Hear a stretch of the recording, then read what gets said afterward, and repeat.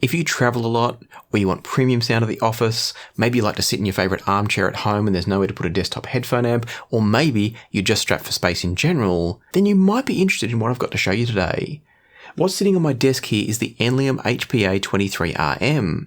It's kind of like the mobile version of the AMP-23R that's sitting over behind me. It's one of my favourite products as a speaker amp and headphone amp combo. But you probably should be warned that the price tag on this is not for the faint of heart. This portable/transportable headphone amp is going to set you back $3,000 US. And so that means that for its size and its price, it's going to have to be pretty special. So let's jump in and find out if it is.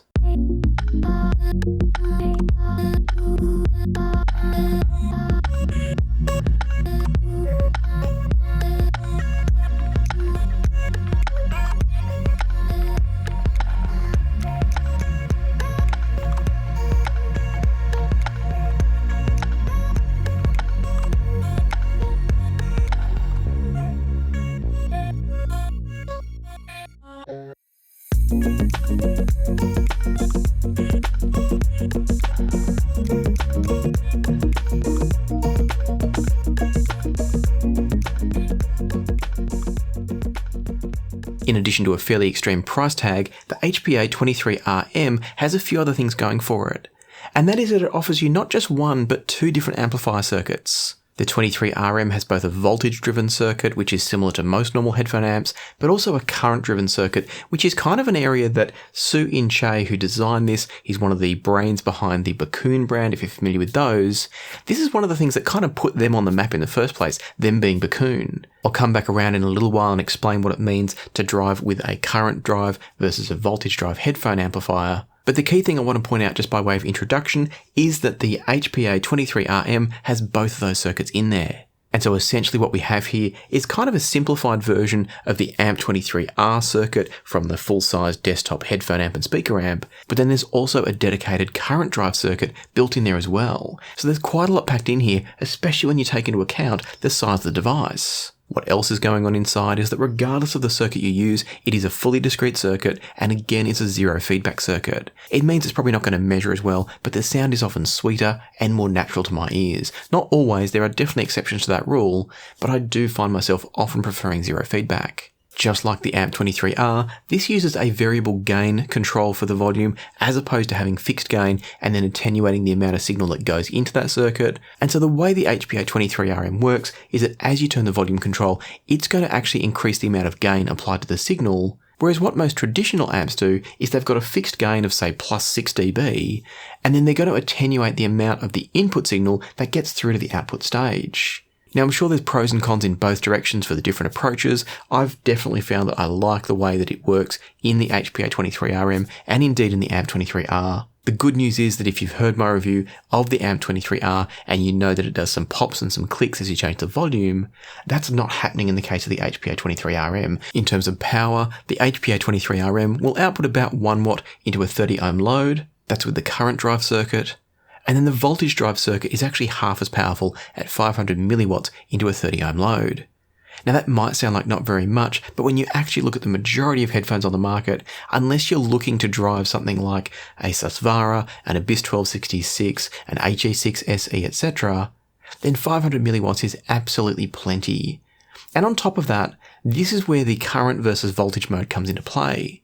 And that's because the current mode is actually going to be better at driving planar magnetics. I'll explain that more in a minute. But what it means is that you've got 1 watt on tap for those more difficult planars. Again, some of you might find that it doesn't quite have enough for, say, a Svanar, particularly if you're applying EQ and things like that. But if you're anything like me, 1 watt into a 30 ohm load, which means about 500 milliwatts into something like a Svanar, that's actually going to be enough for normal listening levels. I'm not saying it's going to compete with a full-sized mains power desktop amplifier, but it has got plenty of power for a portable/transportable device. And that brings us to another key point that I haven't gotten to yet, and that is that the HPA-23RM is battery powered. So you can take this anywhere you want, sit it on a desk, sit it on your lap, in a bag, and still listen to it even when you've got no power. And so if we move into a quick device tour now, while I've got this in my hand, the first thing I'll point out is that on the back, we've got a USB-C socket. Now that's just for charging the device. You can of course run it while it's plugged in. It's designed to do that. It's completely safe and okay to do that. But the whole idea is that once this is charged up, you can pop it in your bag, take it with you to the office or a cafe, whatever you want to do with it, and you're going to get about 5 hours through the voltage circuit, about 3 hours through the current circuit, based on a full charge before you start out. And so you've got plenty of use here. As I said, you can also use it while it's plugged in, so no issues there at all. Continuing on with the device tour, the other options we have on the back is a pair of RCA inputs and also a 3.5mm input. Now it's worth noting that there is no switch for these inputs. I haven't played with the 3.5mm, I generally don't use the 3.5mm inputs on devices. But I'm guessing what's going to happen is that the RCA is going to work unless you plug into the 3.5, and then that's probably going to default to the 3.5. Because there is no switch on the front, it's going to be some sort of automatic internal switching. Moving around to the front of the device now, it's again a beautifully designed device, much like the AMP-23R.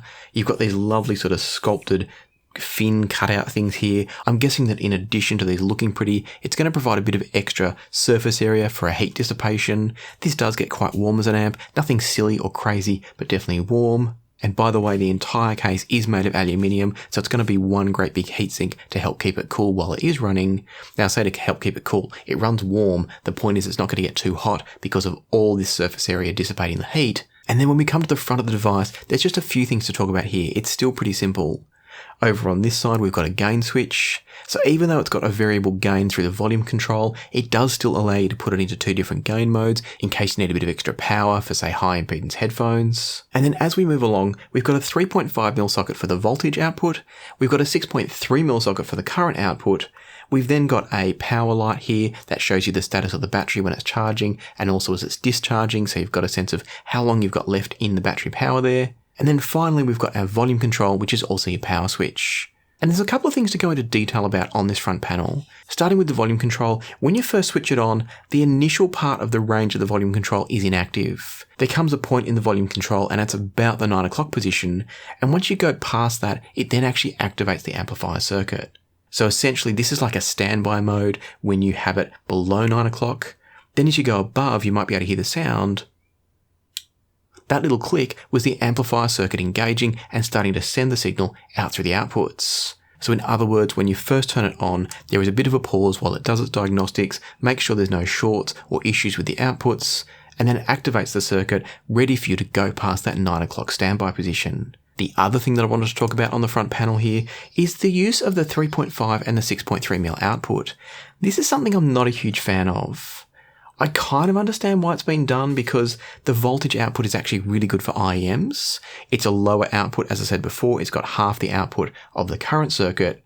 And so if you are using this in a portable sense and you're running it with IEMs or sensitive headphones, then the voltage output being a 3.5mm might make sense. On the other hand though, if you do want to jump back and forth between the outputs, maybe you're using this in a desktop situation where you're limited for space, it means you do have to have adapters on hand to jump between the two. And because a lot of full-sized headphones come with XLR or 6.3mm connections, it means you're going to have to adapt it all the way down to 3.5, and I'm not personally a huge fan of that. It's not a deal breaker, but it would have been great, in my opinion, to have a 6.3mm output on both, because it's very easy to adapt a 3.5 to a 6.3mm, and it's also very easy to get an XLR to 6.3mm adapter. Now obviously all of this means that this is a single-ended only amplifier, so for those of you looking for balanced, you need to look elsewhere. Enleum is single-ended only, but from my point of view, that's totally fine. A great single-ended design is just as good as any balanced design that I've ever tried. And now the final thing I want to mention before I put this down is, at first when I got the HPA-23RM in for review, I wasn't a fan of this volume control. I even actually reached out to Sue In, who designed this, and asked him about it because I wasn't a fan. And I have to say, as I've spent more time with it, it's really grown on me. The reason it's been designed this way is to prevent accidental movement. If it's in, say, a bag, you're obviously not going to put that in your pocket. But if it's in a bag, you don't want to bump that volume control. And originally I felt like it made it too hard to change the volume. But as I've used it more, what I find is really good is that when it's sitting on a desk in front of you, all you're really doing is just rolling your finger along the top of it like so. So it's actually very easy, very comfortable to use. And so I take back my initial reservations. I really like it now. And so at this point, I'm going to sum up by saying that I think the design of the HPA-23RM is beautiful. It looks and feels fantastic. It's a shame it's as big as it is for what is essentially a transportable type product, but I also understand why it's this size because we need a battery in there for the power, we need the charging circuit, We then also have the two different amplification circuits, so that's taking up some space. But in terms of build quality, the functionality, the general design, I think it's a lovely, lovely amp. And so the big question is going to come down to, is the current and the voltage mode worth having? And then, of course, how does it all sound? So let's start by talking about the current versus voltage outputs. So the way this works is that most amplifiers that you're used to are going to be running a voltage output. If you've got a headphone like, say, a pair of Sennheiser HD600s, if you've got a headphone like that, which is a dynamic driver headphone, that's not going to have a consistent impedance across its whole frequency range. It's going to have areas that it's harder to drive and areas that it's easier to drive. And so what the amplifier is going to do in that situation is adjust the amount of current it's providing to suit the changing impedance of the headphone. The end result is that we hear the headphone exactly as it was designed. We hear the frequency response as it's been measured if you look at the graphs of it. And so that's how most headphone amplifiers work. Now, when we get to other headphones like planar magnetics, things are a bit different because a planar magnetic has flat impedance. So regardless of the frequency being played, a 30 ohm planar magnetic driver is 30 ohms at 20 Hz, it's 30 ohms at 500 Hz, it's 30 ohms at 5 kHz. So the way the current drive works is that it has a constant current going out there, and then the voltage adapts as needed. Now, in the case of planar magnetics, that means that you don't get any change to the frequency response because the voltage is not changing to drive whatever the signal is into that consistent impedance. But what it does mean, and sorry if this starts to get a bit confusing, what it does mean is that when you have a headphone like the aforementioned HD600, because that has varying impedance at different frequencies, what that also means is that the amplifier is going to drive more or less voltage into that headphone depending on those impedances. The end result of all of that is that it means you're going to get different volumes, different levels of drive depending on the frequency of the music into the headphone. Now, if you're completely lost at this point, don't worry too much. To illustrate this, I've got some graphs I'm going to show you now. I'm going to scroll through a series of planar magnetic headphones first. These are with the current and the voltage outputs. What you'll see with the planar magnetics is there's absolutely no change. It doesn't matter which output you plug them into. But then when we get to the dynamic driver headphones, some of them change a little bit, some of them change a lot, and some of those changes may or may not be desirable. Now, what does all this mean for you and for me? What it means is that realistically, if you're running an Enleum HPA-23RM and you're using dynamic drivers, or you're using hybrid designs like IEMs with balanced armatures and dynamics and electrostatics, etc., then in most cases, you're going to want to plug them into the voltage output, because that way you're going to hear what you expect to hear from that IEM or that headphone. Having said that, if you want to play around and you want to experiment, then plugging dynamic drivers into the current output, that can produce some really interesting results. As I said, sometimes for better, sometimes for worse, and that's going to be very personal. So I can't sit here and tell you that this particular headphone sounds better on the current mode because you might not like it.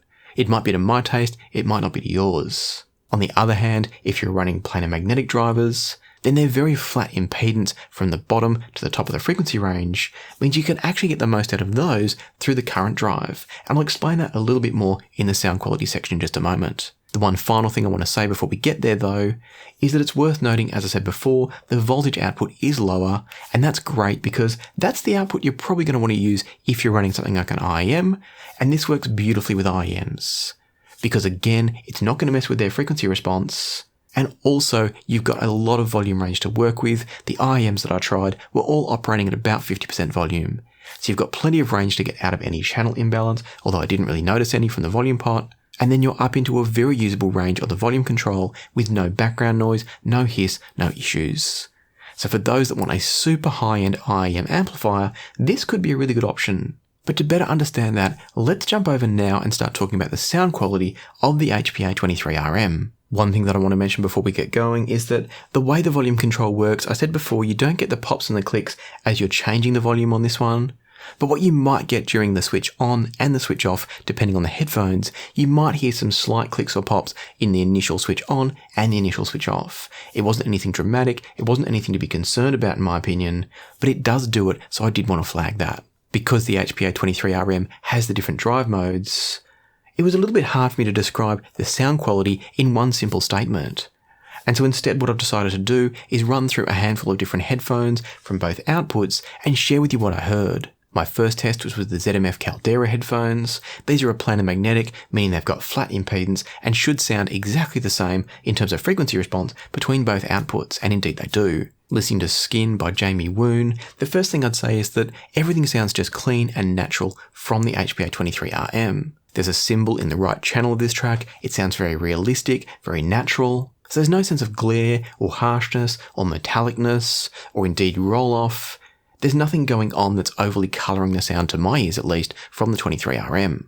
The bass has a nice impact on this track, and the vocal is really nicely separated from everything else in the mix. What I found interesting though was that when I went from the voltage output over to the current output, and making sure the volumes were matched in between, I felt like the current output somehow had just a touch more authority, and perhaps just a little bit more separation in the sound as well. Now I wasn't sure at this point if I was imagining it. There is a slight delay when I unplug from one output, get the adapters organised to plug into the other output. There was a bit of a delay there, so I wasn't sure if my brain was playing tricks on me. I didn't necessarily expect there to be an improvement between one or the other. And yet to my ears, I definitely felt like the current output was the preferable one. Now maybe it was coming down to the fact that I was running a planar magnetic headphone, I wasn't sure. But I just kind of parked the thought at this stage that maybe the current drive was doing a better job than the voltage drive, and maybe it was because it was planar magnetic. But before I drew any final conclusions, I wanted to do some further testing, and so I reached for another headphone, which happened to be another ZMF on this occasion, and that was the Verite Open. I chose this because it's a revealing and high impedance dynamic driver headphone. And for this test, I was listening to Alma Sleeping by Avishai Cohen, starting off again with the voltage output to get the consistent and accurate frequency response. And what I heard was wonderfully smooth, but also detailed and revealing. And in fact, I'd go as far as saying that the HPA-23RM is a wonderful pairing with the Verite Open. It allows them to have all their speed, their delicateness, their precision, but also a smooth sound as well. The orchestra in this track was beautifully laid out in front of me from the Verite Opens, and each sound had its clear location in space, so separation and image placement was excellent, but everything still sounded coherent. It was one orchestra, all playing together, not pulled apart into its individual pieces. From there, I moved over to the current output, and the current output with the Verite Open gave it this lovely, solid bottom end, which I was really enjoying. It's a change of character for the Verite Open. It's not how they're kind of meant to sound, but it was very, very enjoyable. Beyond that, I felt like with the dynamic drivers in the Verite Opens, the sound was pretty comparable. I didn't feel like there was as much of a shift in performance between the voltage and the current output, but perhaps just a little improvement in the current output once again. Harder to tell than it was with the Caldera, but definitely I felt like it was there. And I think the reason it was harder to tell on this occasion was because the change in frequency response was much more dramatic than things like a slightly greater sense of authority and or a slightly greater sense of separation. And so from here I decided to try a couple of IEMs to see how they fared on the HPA-23RM. Going first for the HiFiMan Svanar Wide IEM, which by the way the review's coming soon and you're going to want to check that one out. Moving over to the Svanar from the voltage output, and everything was exactly as you'd expect from my previous descriptions. Clean, smooth, detailed, resolving, well separated, etc. Nothing to complain about, very lovely sound. As I mentioned before, the volume range was sitting at about 50% for a good listenable volume. I think from memory the DAC I was using was the Chord TT2, so that means that we're getting about a 2V output going into the back of the HPA-23RM, meaning it's fairly standard. And then when I went over to current mode, it was still very usable in terms of volume range, but the current mode is allowed to output, so you do have to drop the volume a little bit.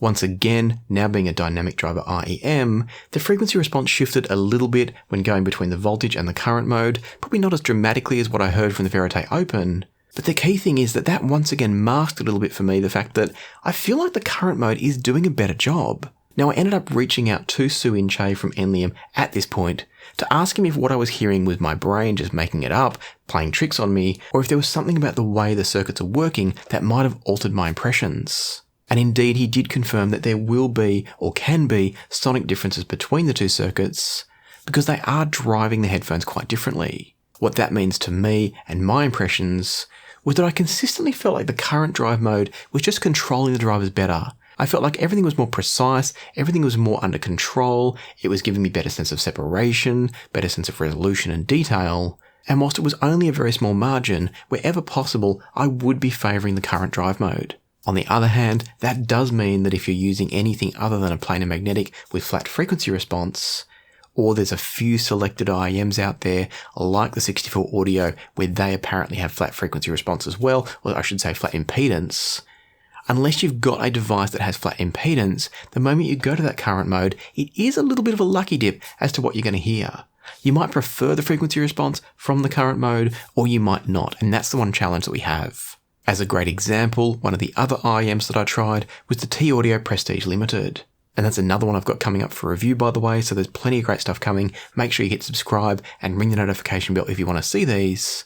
But the key thing here to talk about is that the Prestige Limited, with its multi-driver design, putting that onto the current output of the HPA-23RM, made for a sound that was a little bit like a badly designed car audio system.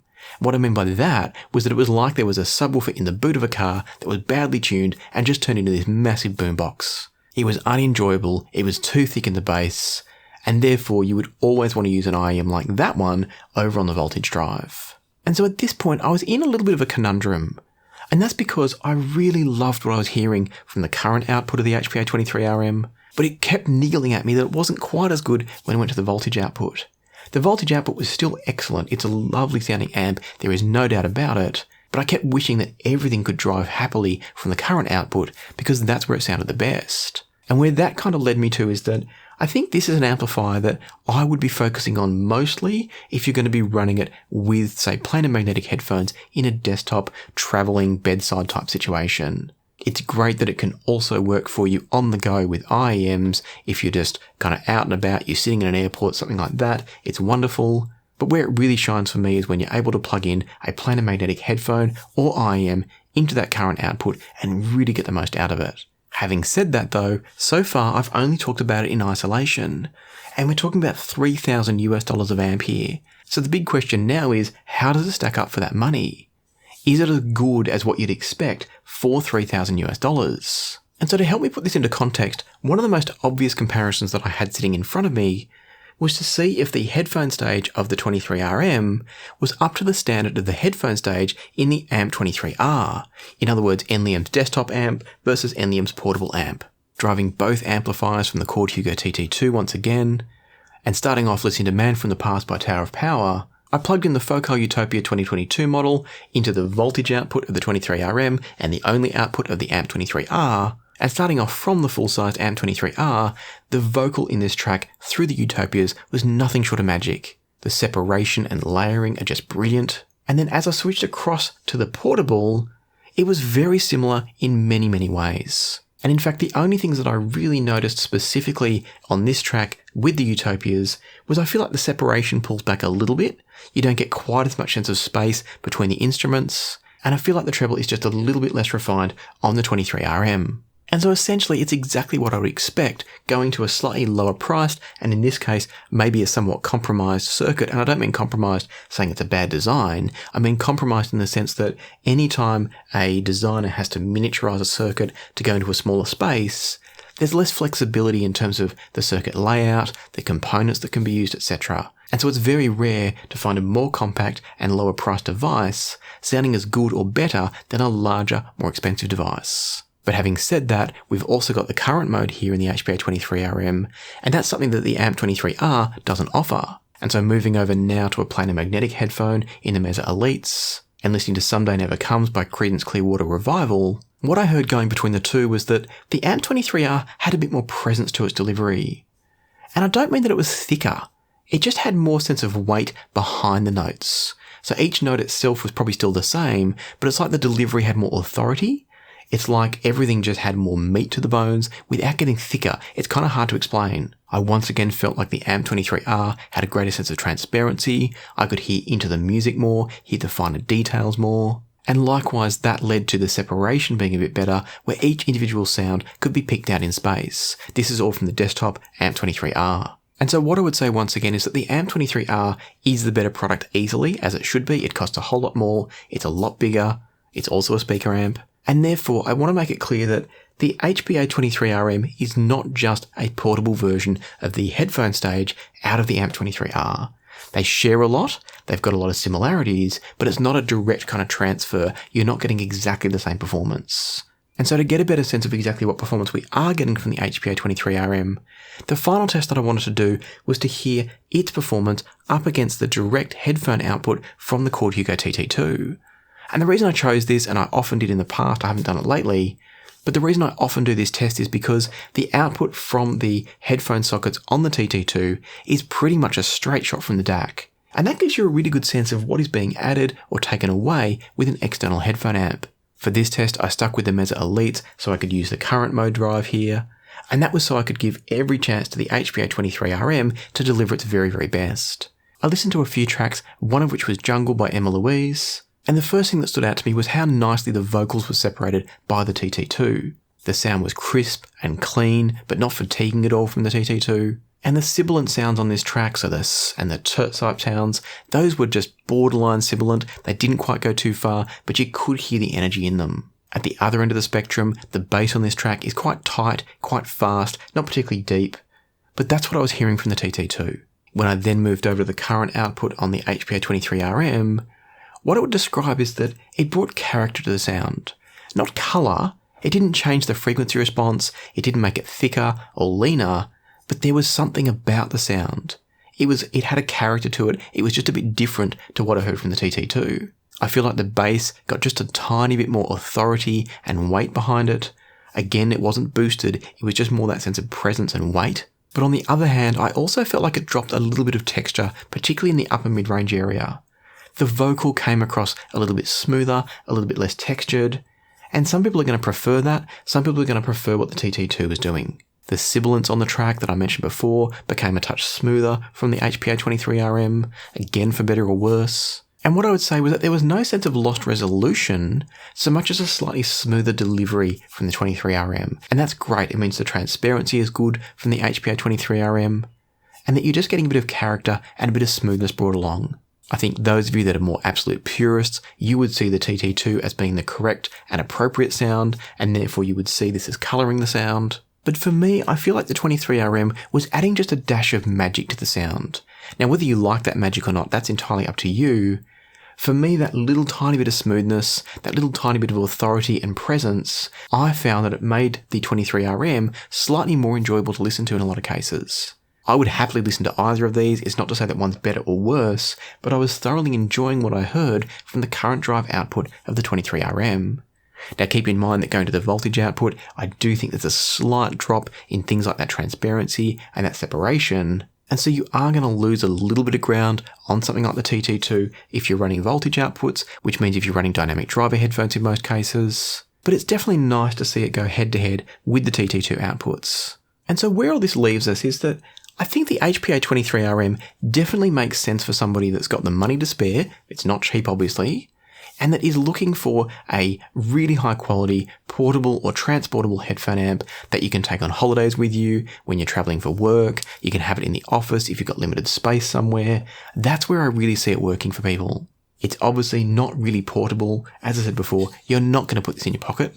I'd struggle to actually find pockets other than cargo pants that would accept this. And that does bring up a question for me, and one that I actually can't answer, and that is that I do have to wonder whether just buying something like a Chord Hugo 2, so that's the portable Hugo 2, not the TT2 I've got here, I just wonder if you're going to carry something this big around and you still need your source, so you're still going to need a digital audio player, or a dongle, or a portable DAC of some sort. By the time you get that on top of the HPA-23RM, I just start to wonder if maybe something like a Chord Hugo 2 is a better choice. Having said that though, you might already have all of your source chains set up and you're just looking for a really compact, transportable headphone amp. The 23RM could be really, really good for that. Having said that, if you've got the space available, then other amps like the Burson Soloist 3X GT, the SPL Phonitor XE, the HiFiMan Prelude, I've got that coming up for review very soon as well. All of those, and actually the Sparkos Labs Aries is another one, all of those are very, very tough competition for something like the HPA-23RM. And that's where for me it really comes back to the question of whether or not you need transportability. If size and transportability are key, the 23RM is absolutely brilliant. But if you're just looking for the best possible sound for around about $3,000, I don't know that the 23RM is running away with it. It's right there alongside the others. I don't mean to denigrate it here. It's a wonderful sounding amp. but I think you can get more power, potentially more functions and more versatility if you've got the space and you can go for one of those other options. So kind of like it was with the AMP-23R, I see this as another niche product. In the space that it sits, it's absolutely fantastic, but if you don't need what it's offering, there are other options that might make more sense. And so I hope at this point I provided for you some good clarity as to the strengths and weaknesses of the HPA-23RM. As I said, it's a wonderful product for what it offers. Do check it out if it sounds like it's going to suit you. And if you have found this video useful and helpful, then please hit the like button, hit the subscribe button, and ring the notification bell if you haven't already.